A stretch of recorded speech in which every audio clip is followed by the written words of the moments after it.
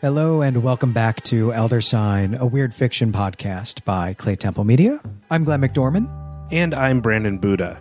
This episode, we're talking about the Algernon Blackwood story, The Insanity of Jones, originally published in his book, The Listener and Other Stories, in 1907.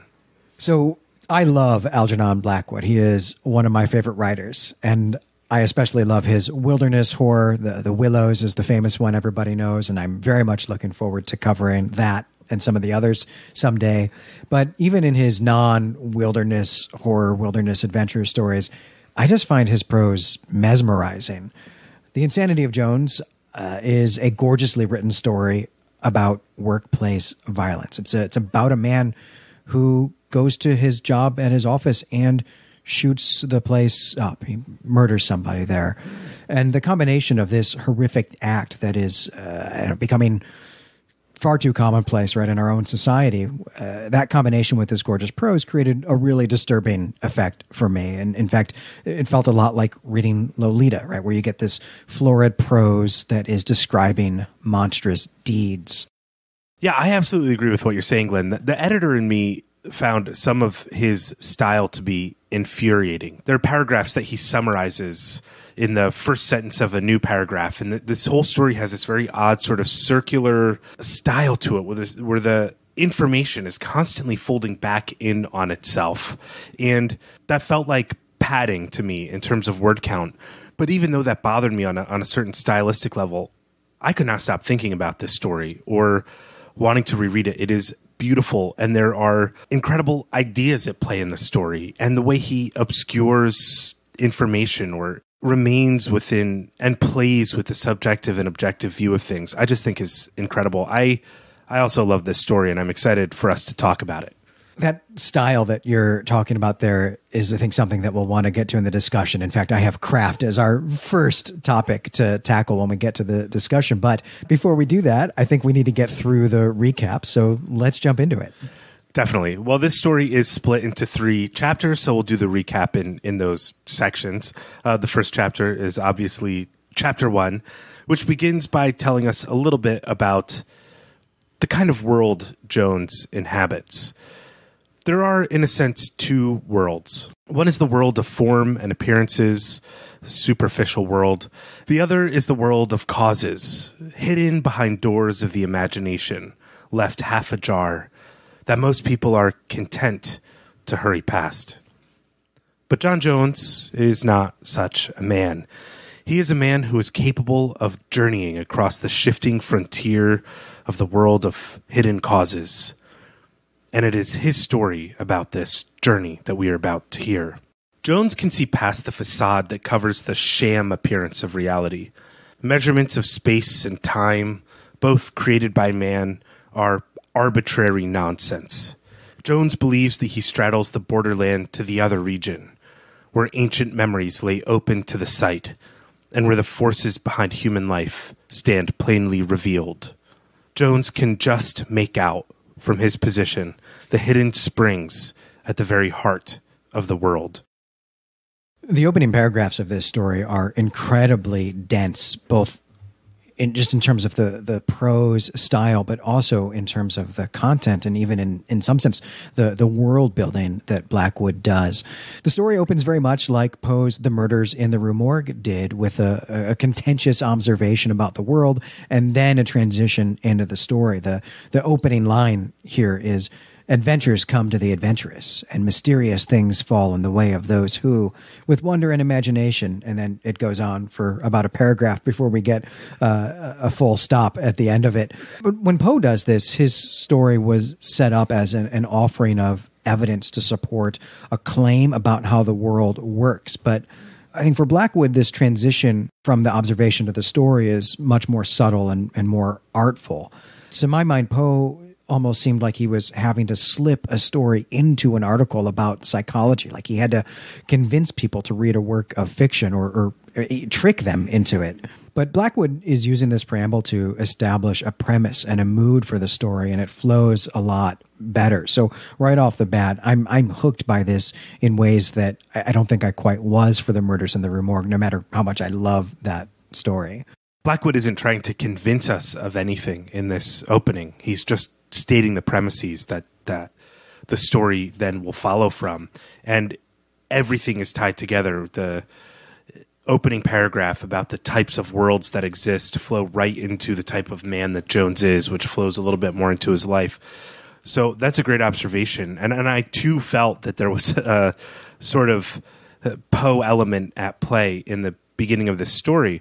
I also love how artfully Blackwood integrates this premise throughout the whole first chapter that set up what's a great second and third act of this story. He constantly is returning to this and giving us evidence for it, rather than giving us 5 pages of dense imitation of Kant, followed by mystery that is solved by the fact that an orangutan has escaped and is trying to imitate people. This is just a much more real story. I really think there's a lot of art at play in what Blackwood is doing.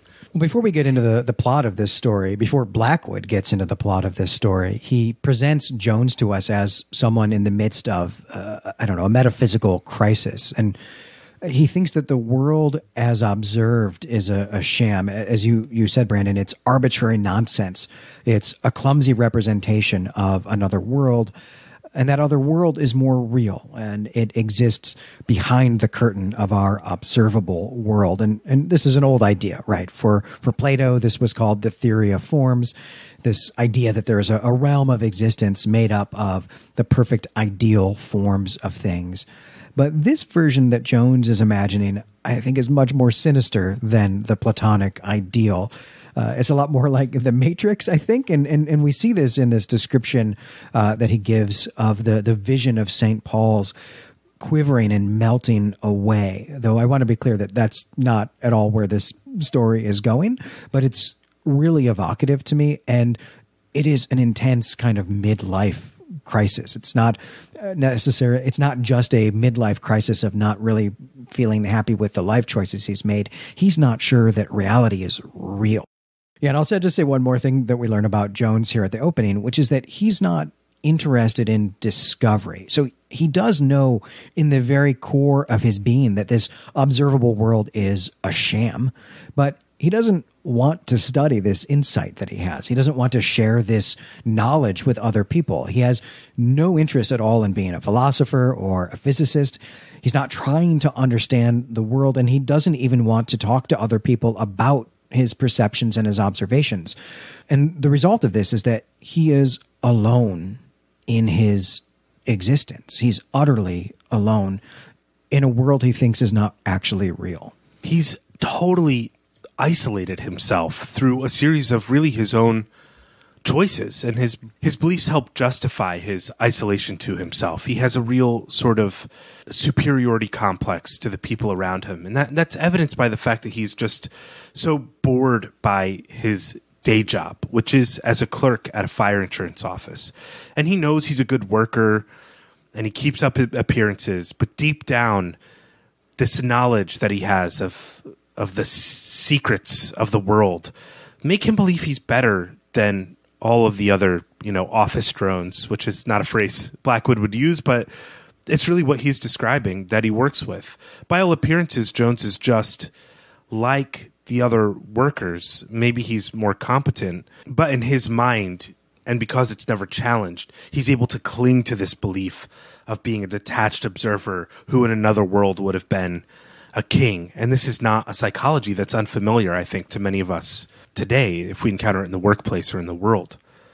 Jones also has no patience for the popular movements of psychism or clairvoyance or clairaudience that are gaining sweeping popularity among his contemporaries.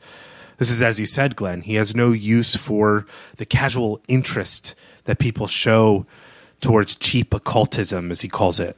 And this is because he has knowledge of these true workings of the world, not just belief or suspicion. He believes he knows.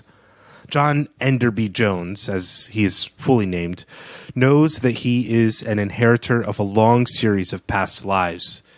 He is the result of all of the past activities of himself, occupying different bodies in different time periods. And he's caught up in the question of how someone with his specialness has ended up as he has, which is just a clerk in an insurance office. Right. So Jones believes in reincarnation, and he feels very passionately that he knows a little bit of something about his past lives. So for the weirdness or the speculative part of this story to work, which is really to say that for us to take Jones seriously, Blackwood has to dismiss the sorts of things that people will say when they believe that they had a past life in some historical period. So although Jones is drawn to certain historical periods and feels as though he had lived in them, he doesn't think that he was anyone special or significant or even necessarily anything other than a peasant or a slave, right? He doesn't, believe that he was Cleopatra or something like that. Yeah, the way Jones thinks about this is that all of his past selves were unremarkable in the sense of worldly success and accomplishment. What makes him remarkable is his ability to have the insight of his past lives, to know the truth about the hidden workings of the world. And so that's the chip he carries around on his shoulder. Not that he was a peasant, but the text says that he was kind of unflaggingly brave. He has this great belief in himself, but he's never been tested in any meaningful way. And as a result, the majority of people in the world are uninteresting to Jones, unless he can suss out that he has interacted with them in a past life. He doesn't have a personal life then, as a result.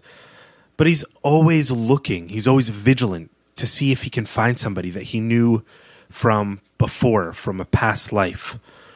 Some of these people from the past were enemies of his, whose debts must be settled.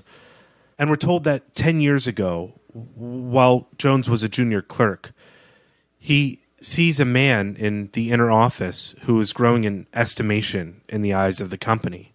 And Jones becomes certain that this man that he saw, who was just an assistant manager at the time, had done something terrible to him in a past life. And this sets Jones on a path where he now must settle this account in some way. This assistant manager over the intervening years becomes a full manager in the company. And though Jones interacts with him very little, their paths cross in odd ways. Jones takes this as proof that they're meant to interact in some way, that this reckoning is going to come. But he also grows to loathe the man, and he just finds the manager to be a despicable human being. But Jones isn't one to let emotions get in the way of his work, and he continues to do his work excellently. And eventually, through a series of fates, I suppose, he is promoted to the role of the manager's private secretary. This is a speculative fiction story. It's a weird fiction tale. So some of these things about reincarnation and centuries-old adversaries that hop from body to body, that stuff might turn out to be true. But right here, right at this point, Jones just seems like someone who's unable to connect with people, to participate in a community of any sort, because his reaction to people that he recognizes as being from the past is always negative. He's not walking around the streets of London seeing people who give him this sense that he knew them in a previous life and that those people were his friend or part of his community or had done something good to him. He either is indifferent to people or he assumes that they have wronged him in some way. Jones, I think, might be in some real trouble here. Yeah, well, I think he has... Yeah, you're absolutely right. But this manager is easily a loathsome character, and that really works to feed the kind of psychological element of this story. The manager is a fat, red-faced, bald man, and he's just a grotesque the way he's described in this story. But he's an excellent businessman. He's worthy of the esteem of his colleagues and superiors, but he's cruel to his subordinates. Jones, though, through his unwavering professionalism and his ability to perform his duty without the interference of his emotions, and perhaps also because of his special intuitive faculty, finds that the manager pays him a certain type of respect that he doesn't see among the other subordinates. And as these two men continue to work together, two changes take shape in Jones. The first is that Jones begins to have evil dreams in which he's tormented by a tall, thin man from a past age. The other change that takes place, Blackwood says, is harder to describe. But it's that he discovers that a part of him has been asleep, almost another personality entirely, and that it's beginning to awaken. And that part of himself has fixed its attention on the manager. And that's the end of chapter 1. This is both a creepy and an enticing chapter break here. I want to turn the page. I want to know what's going to happen next, but I'm almost afraid to, because it so clearly is not going to lead to any kind of happy ending. It certainly doesn't. But chapter 2 opens with a description of Jones's life outside of work. At work, as we've said, he keeps himself busy. But once he leaves, he returns to the other region that occupies his mind, where he's described as an old inhabitant and a rightful denizen. This other personality that awoken inside him in the last chapter, and his own personality, his own sense of self, has begun to fully separate.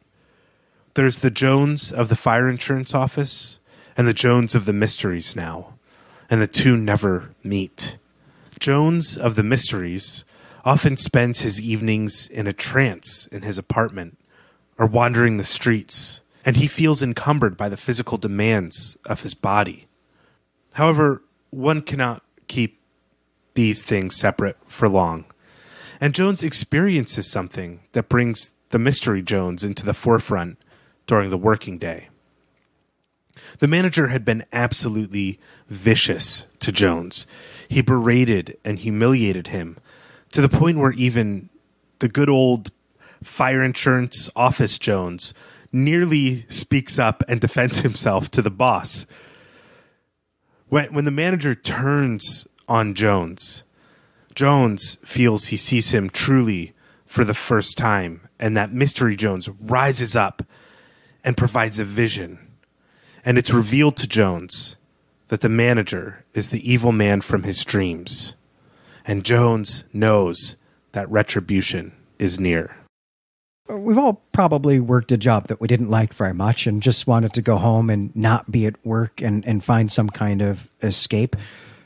Jones doesn't have video games to go home and play, and that's real unfortunate for him, I think. But the way that Blackwood describes what Jones is doing when he goes home and just kind of lives in this trance, or what he describes as spiritually or mentally traveling to what is called the other region, Jones thinks of this other region as being very near the place where poets and saints and the greatest artists have moved and thought and found their inspirations. And that sounds awesome. I would like to go to that place as well after work. That sounds great.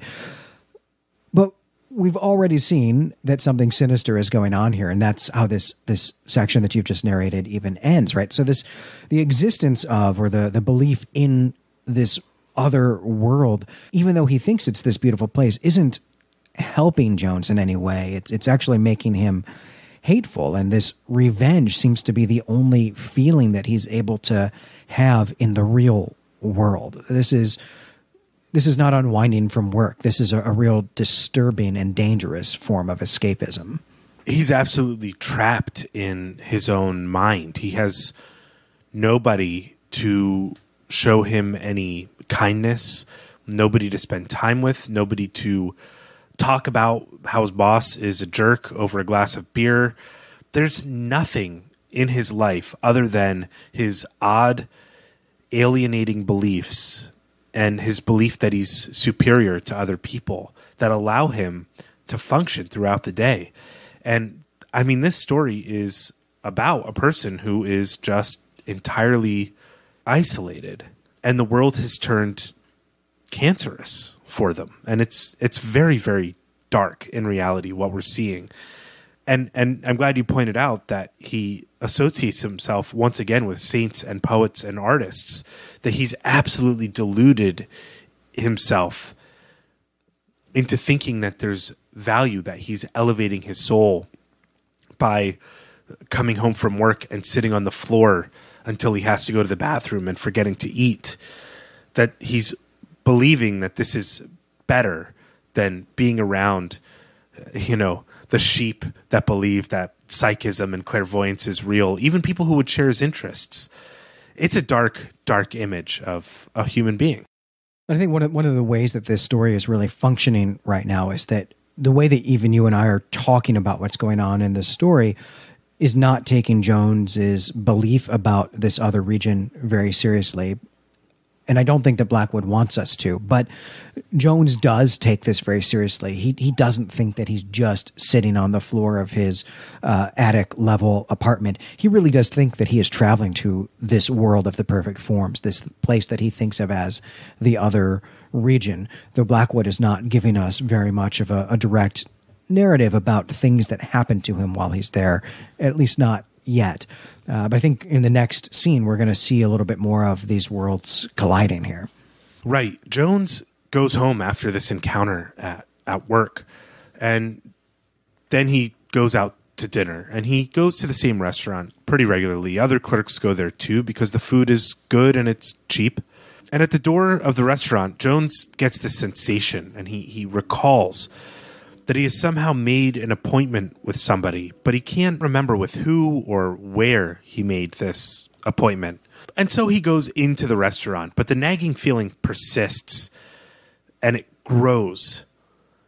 And suddenly he's aware that the person he is to be meeting is waiting for him at the restaurant.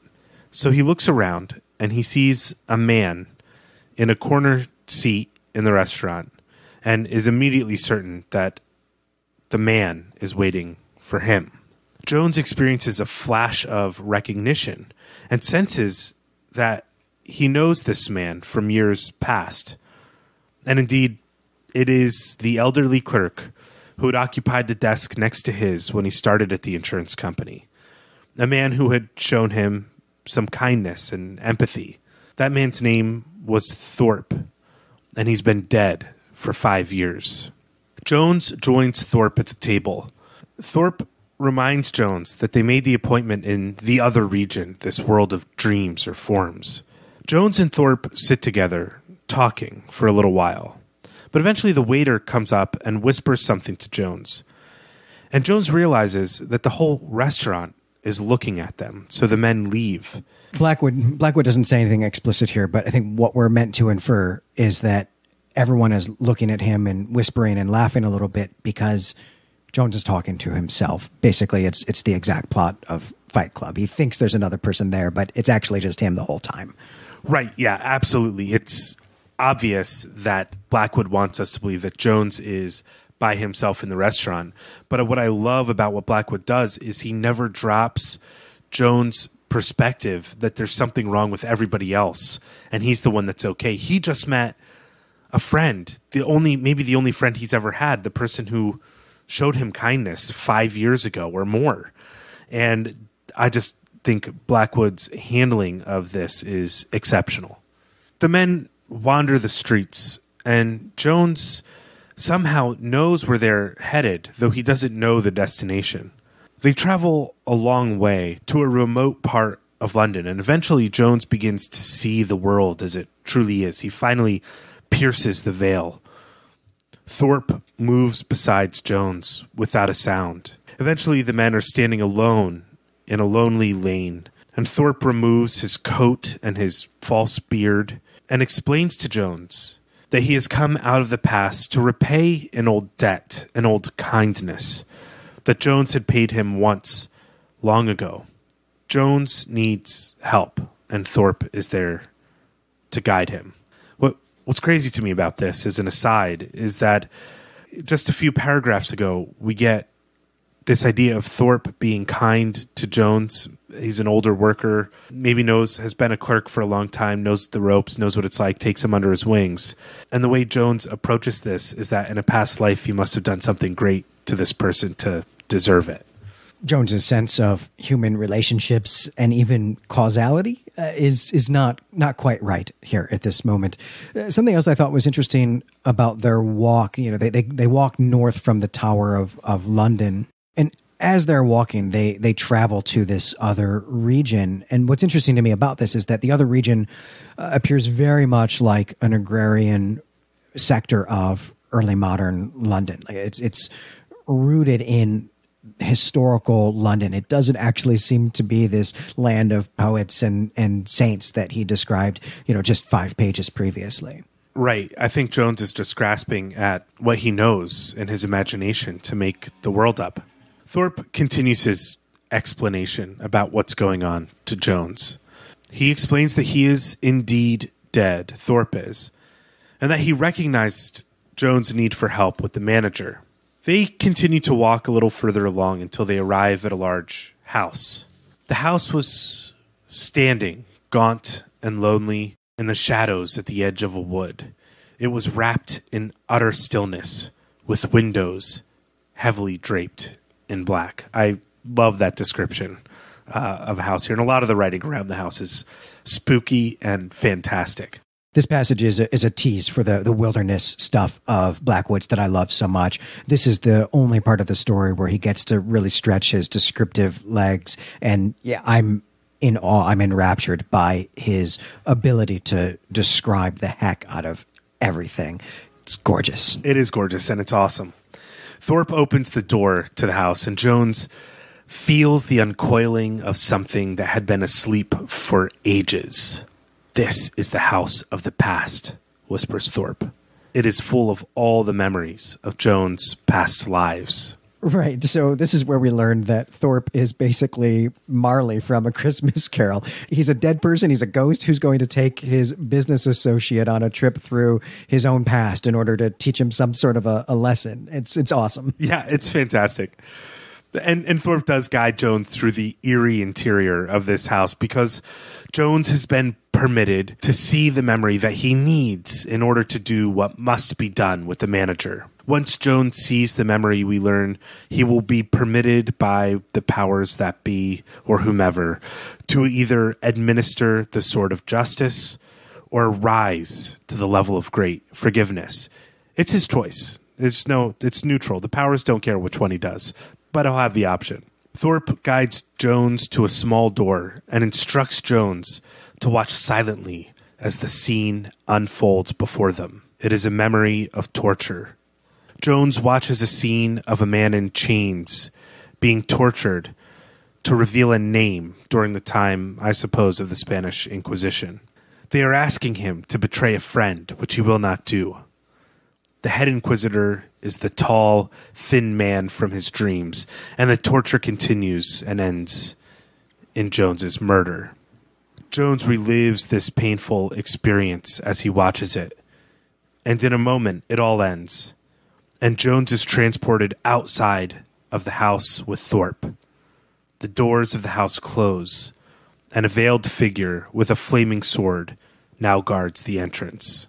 Thorpe explains the memory to Jones. The head torturer is the manager, and the friend that Jones did not betray is none other than Thorpe himself. Jones notes that it must have been a powerful force that brought them all together once again in this present life.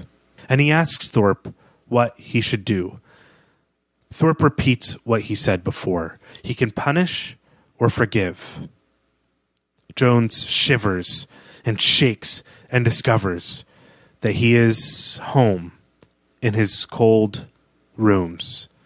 He had fallen asleep in his armchair without even removing his office coat, and he's ravenously hungry because he hasn't eaten.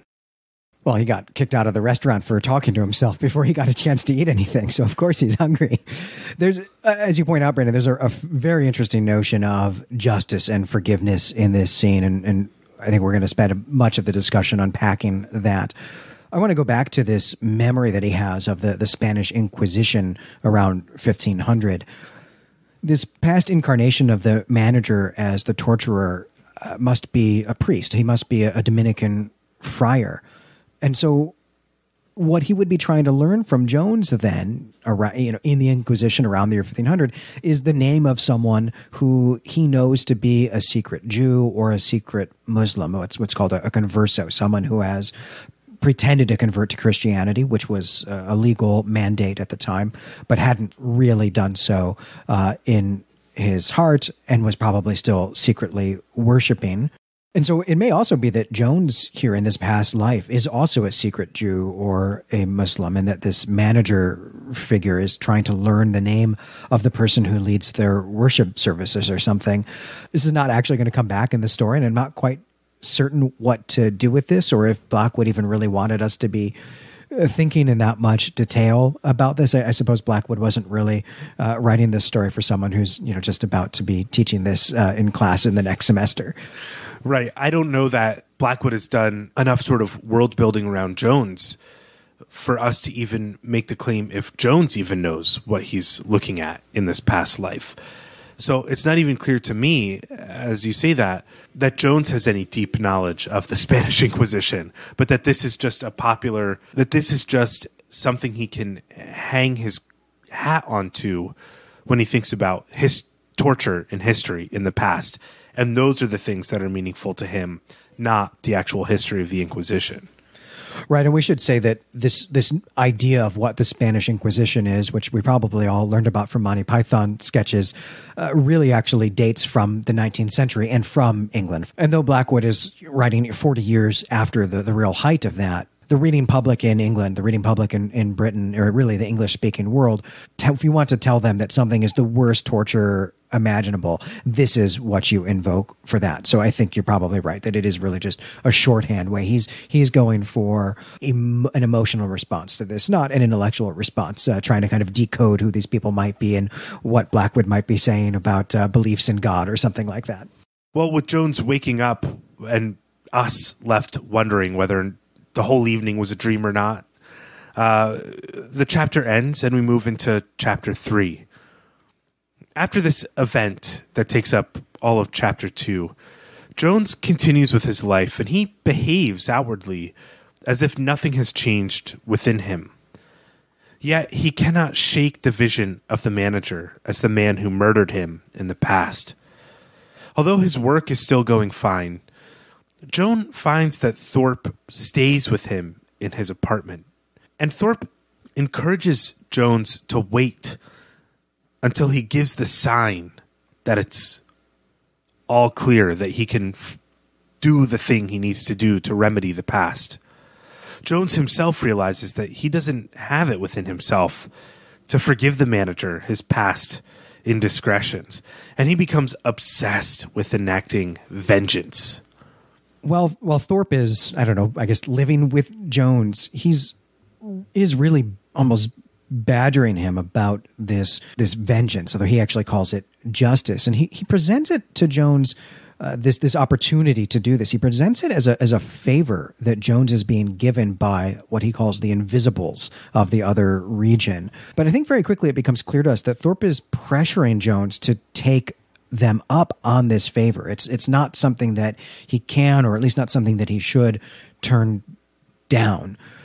Jones either has to act, he has to carry out this act of vengeance or justice perhaps, or he's going to be perpetually haunted by Thorpe. So he even feels like he's losing his agency in this situation. Right, and I think Thorpe himself wants to move on in some way. He's a ghost. He was brought back to life to guide Jones through this mission. And the fact that Jones has walked away from forgiveness means that Thorpe can't leave Jones alone. That's Jones' own choice. So what Jones does is he goes out and he buys a new pistol. And he spends his time becoming an expert marksman.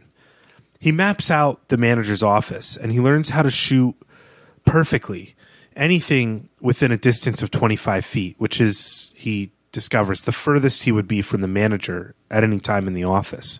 He spends his time steeling himself for the moment of confrontation.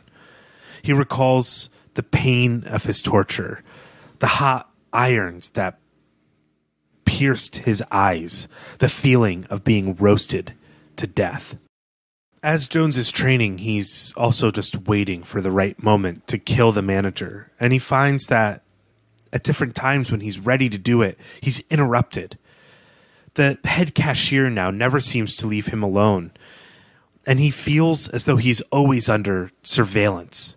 The weather outside is getting worse. It's getting hotter, and summer is just in its height. Finally, though, Thorpe approves of the moment of action. July is coming to a close, and the manager comes in one day, and Thorpe joins him in his office. Blackwood's depiction of how it's getting hotter and hotter as the summer comes on, and what it's like to be wearing a heavy suit in an office without air conditioning or fans in the middle of the summer is really evocative, really powerful. It reminded me of a black and white noir film. Like, you just know that murder is about to happen because it is getting hotter and people are losing their sense of themselves in this heat. But I think that the temperature outside, the fact that it's getting hotter because it's summer, I think that's actually meant to coincide with these other things that you're narrated, this imagining of feeling the hot instruments and the raw fire that were used to torture Jones during the Inquisition. All of this, I think, taken together is hellish imagery. And I wonder if the hot chains and the hot irons that are poking at his eyes are the memory of something that happened to Jones in his previous life, or if this is really a taste of the torment that awaits him in hell if he actually commits this murder, if it's not actually a bit of the future that he's seeing rather than a bit of the past. That's something worth unpacking, though. My gut is that the way the story is set up in terms of metaphysics and Jones' total lack of belief in what religious people have to say is that, at least in Jones' mind, he is reimagining the past. The reason why Jones ignores what religious people have to say is because they're focused on the future and what will happen. And he's very busy trying to figure out what has happened. Well, we're very quickly approaching the end, the climax of this story, which I'm very interested to talk about. Yeah, so the manager and Jones are in the office, and the manager's clearly uncomfortable with Jones. So he rings the bell for the head cashier and asks Jones to leave to get some papers. But Thorpe tells Jones he must do the deed today. So Jones returns later that day to the manager's office and is encouraged by Thorpe to do it now. Jones locks the door behind him. The manager asks who told him to lock the door, and Jones replies, "The voice of justice." And now the manager is absolutely terrified. And it doesn't get easier for the manager as Jones begins to explain that he has been tortured by the manager 400 years ago, and that the dispensers of justice have chosen Jones to punish this man. Jones then shoots the manager in the wrists and ankles, the places where Jones was held by the chains.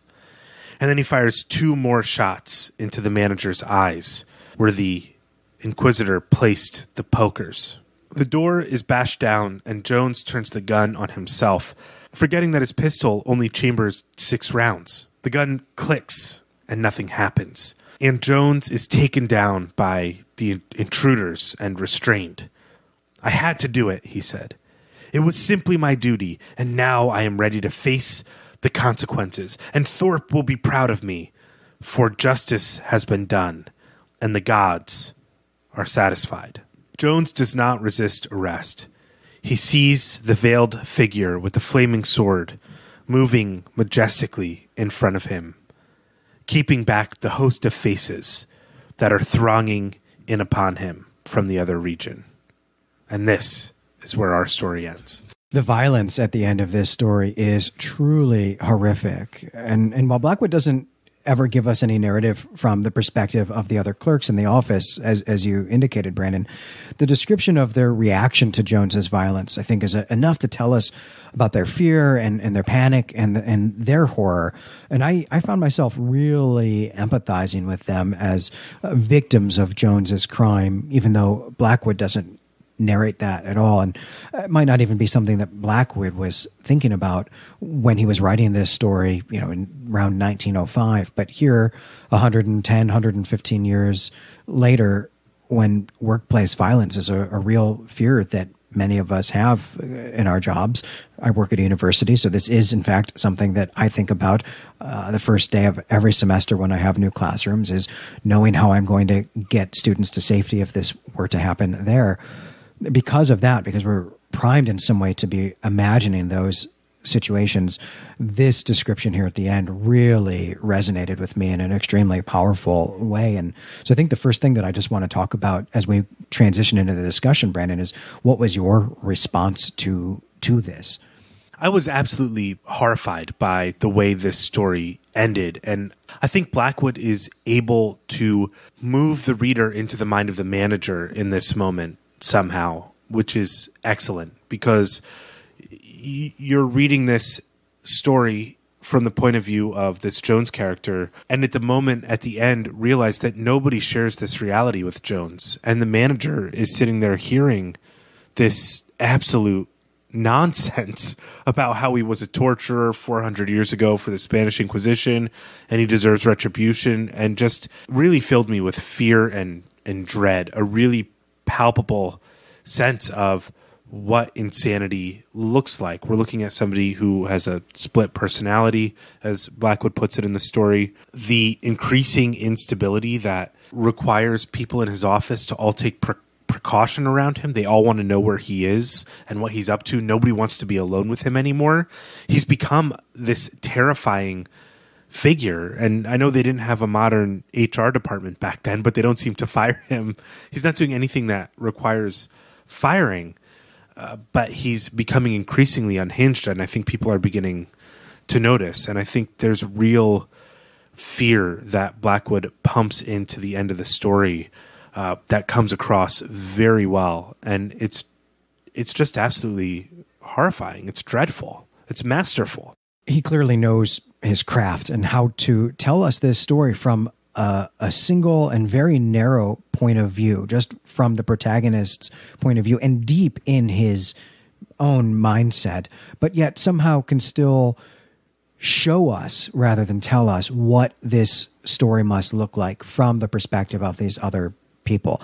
Blackwood never tells us that people in the office are shunning him or are afraid to be alone with him because he's a weirdo. He's someone who is really off-putting to them, but we see it. He shows that to us without ever having to point it out or spell it out, that he is completely antisocial and that this makes people uncomfortable. This is really awesome craft at work here. But I think that something that people will often point to in Blackwood is that he writes a lot. He uses a lot of words to tell his story, more words than perhaps another writer might use. And so, Brandon, I did also want to ask you how you responded to the, effluviant prose here. Was it too much? Did it work for you? How might you have edited this story if it was, coming across your hypothetical desk as the editor of a weird fiction magazine today? As I said in the beginning, I think there are choices made by Blackwood that an editor could easily remove and do no harm to the story.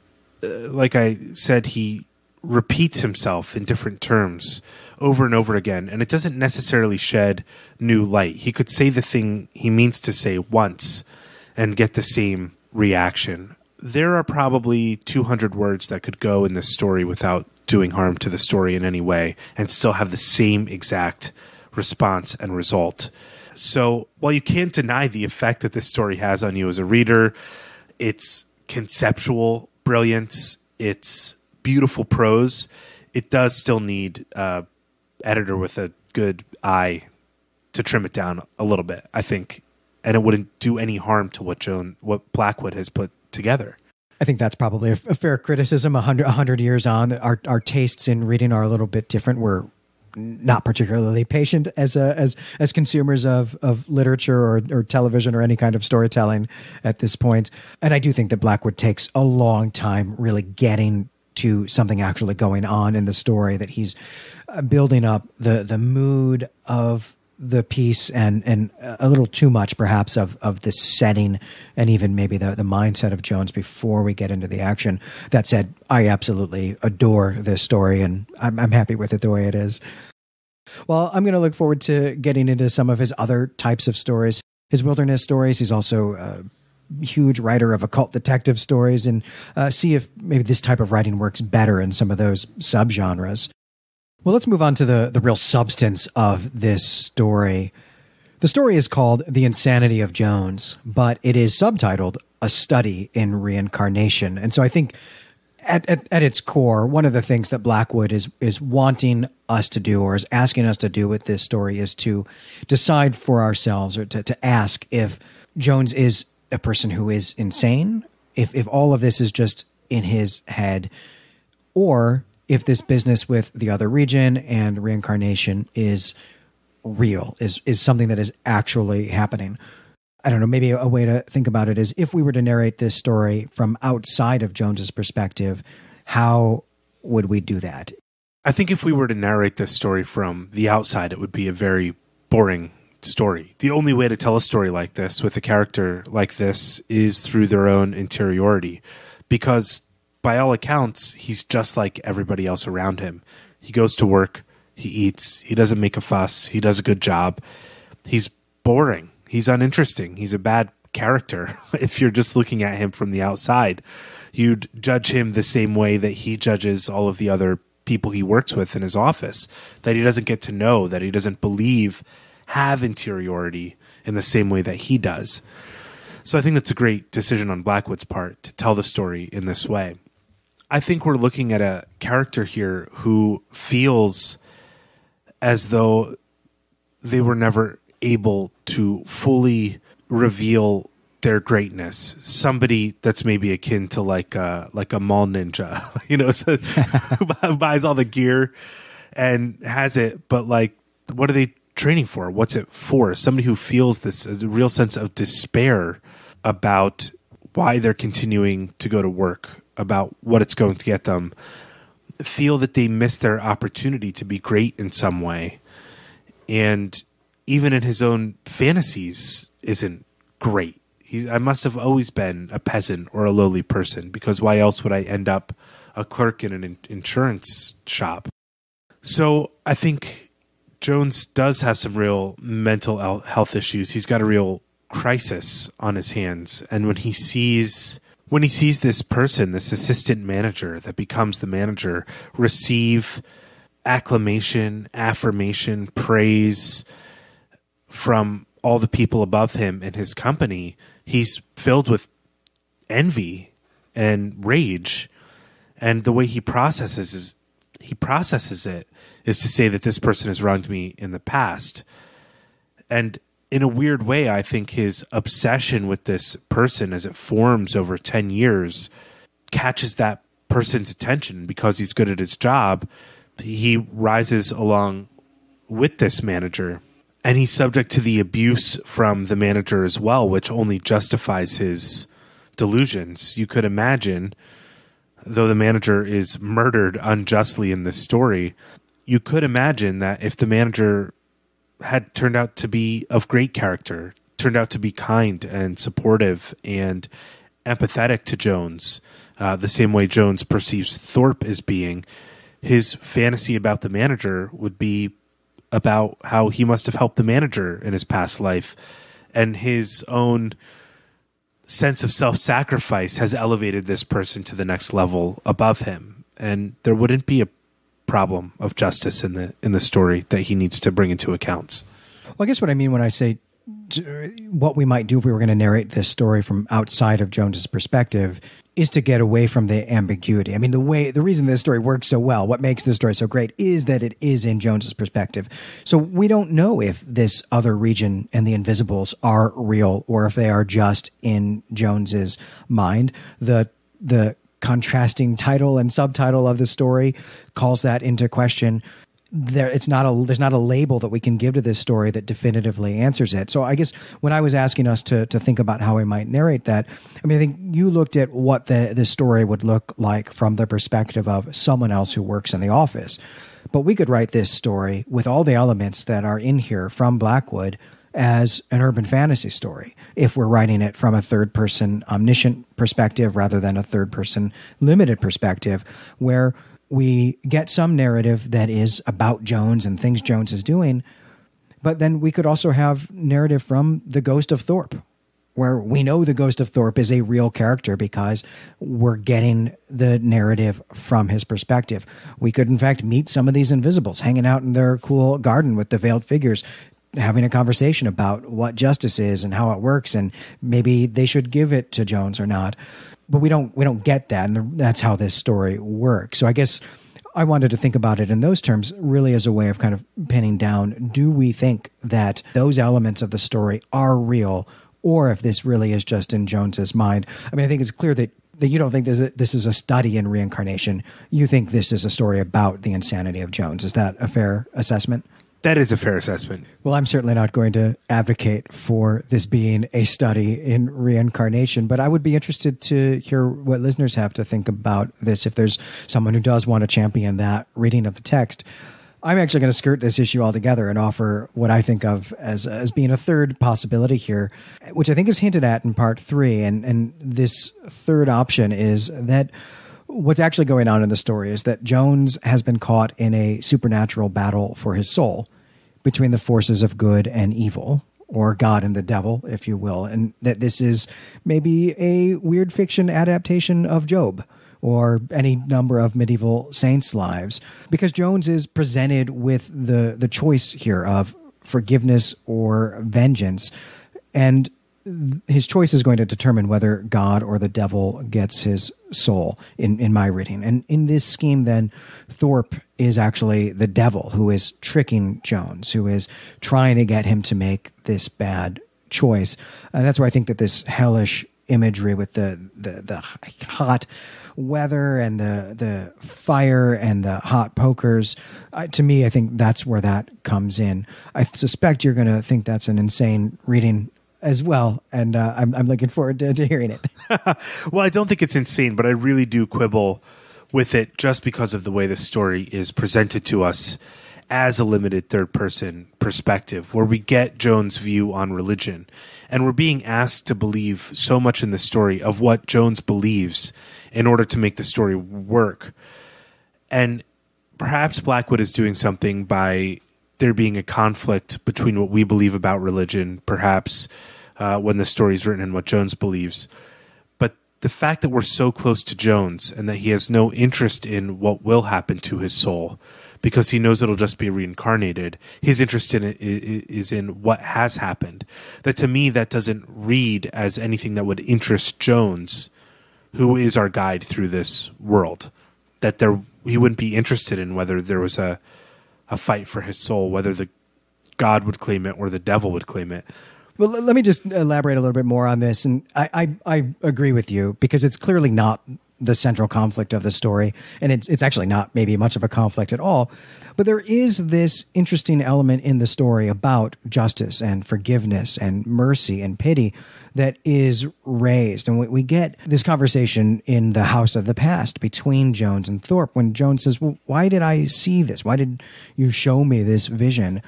And Thorpe says, for the purpose of justice, which sometimes is entrusted to the hands of those who suffered and were strong. One wrong cannot be put right by another wrong, but your life has been so worthy that the opportunity is given to you. And he says, you may punish, or if you can rise to the level of a great forgiveness, you can do that. I mean, this is a pretty grotesque notion of what justice is, as a special gift that the powers that be, the invisibles, will grant a person when he's suffered a lot.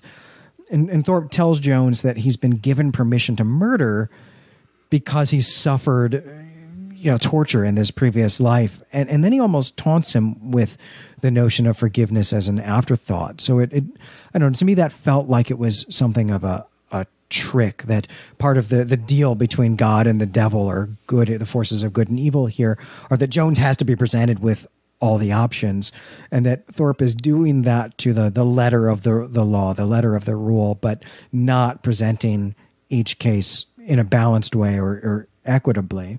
Right. I think it's just so important that all of this vision comes, this experience for Jones comes after he is so belittled at the office. And that is maybe the most important fact of the book. This is somebody who experienced humiliation and is now having a vengeance fantasy about it.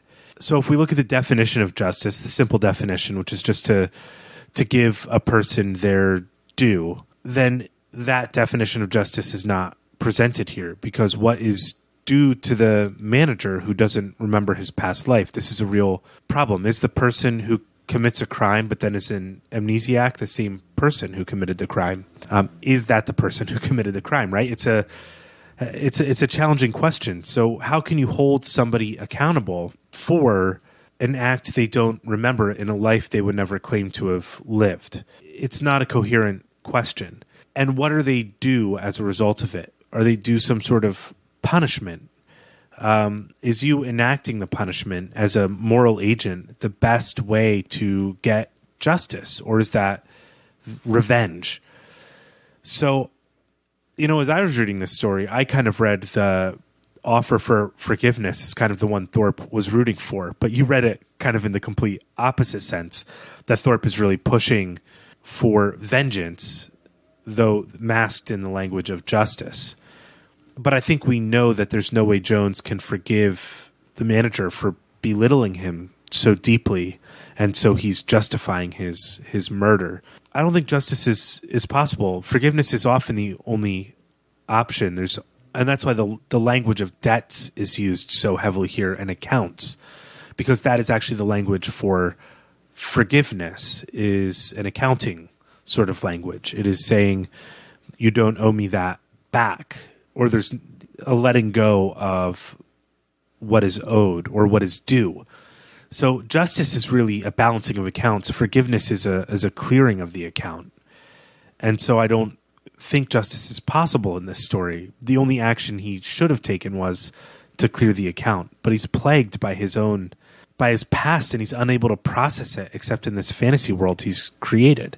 And certainly the notion of accounts and balancing accounts, keeping track of things, and particularly ledgers. I mean, that's the business that he's doing as a clerk in this insurance office. So that's a part of the reality of both of these worlds that he inhabits, our real world and then this other region. I do want to point out one more thing before we move on to our last topic, which is that I don't know that we actually said this at all in the recap or in our conversation up to this point, but Jones does work specifically in a fire insurance company. So again, we have fire having something to do with what's going on in this story. And to me, I just don't think I can see all this fire imagery and not think that something is going on here with hell or the devil. I know it's not a particularly compelling argument, that I don't have real great evidence from the text, but it is gnawing at me. It's been gnawing at me really since my first reading of the story this week. So I would love to hear what listeners might have to say about it. Yeah, me too. I think it's a great reading, but if it's there, it's underbaked, and that's Blackwood's problem as a writer, maybe not your problem as a reader. Well, now that you have teased our upcoming podcast series on the Great British Baking Show, let's talk about the last thing that I want to do here, which is to look at this question of forgiveness and justice as it relates to Blackwood's own life, to Blackwood's biography. And this is something that I took from a note that the great weird fiction scholar S.T. Joshi has in the Penguin Classics edition of Blackwood's stories that I read this out of. And there, Joshi connects this story to an episode in Blackwood's autobiography. It's a text that he wrote. There's an incident about his relationship with his roommate when Blackwood lived in New York City as a reporter. That roommate was stealing cash from him, and Blackwood was, understandably angry about this. But he decided to confront the roommate in order to forgive him. And in that text, in his autobiography, Blackwood uses the words kind and gentle and pity when he describes the way that he's engaging with this roommate who's been stealing from him. But in the end, the roommate kept stealing from him, or he took this second chance and continued in his bad behavior. And ultimately, Blackwood decided to have him arrested for stealing from him. So it seems that Blackwood himself wrestled with exactly this type of dilemma, a much less murdery way, and certainly not at all supernatural. But I mean, this is a dilemma that we all face in our lives when people wrong us. And it's interesting to see this story as growing out of Blackwood's own personal journey with this dilemma of wanting to punish someone for the wrongdoing, but also wanting to forgive. One of the reasons why justice is considered of a virtue and a good is not because it gives necessarily satisfaction to the person who has been wronged, though that is maybe a side goal of it, but that it actually stops the wrongdoing of the person doing wrong. And that's why you need a just society, a just community. You need a theory of justice in order to move through the world. Not a distorted one like Jones had, but there are certain things where you can seek both justice and forgiveness. Petty crime is one of those things where if somebody is wronging you, is taking from you, and not paying you back, you owe it to both of you to stop them from doing it, and then try to get your property back. I mean, this is the whole theory of tort law. If somebody destroys something of your property, they have to restore it back to you in some way. And it doesn't mean that restoration is the same thing you get that was lost. I don't think that's possible. But justice is dealing in the world of real material, of real objects. You know, we would never say it's just for a person who has murdered maybe somebody in your family to go murder somebody in their family as a result. That's not justice. Our whole system of law is based on moral activity in agents and theories of individual responsibility. So, and also common good.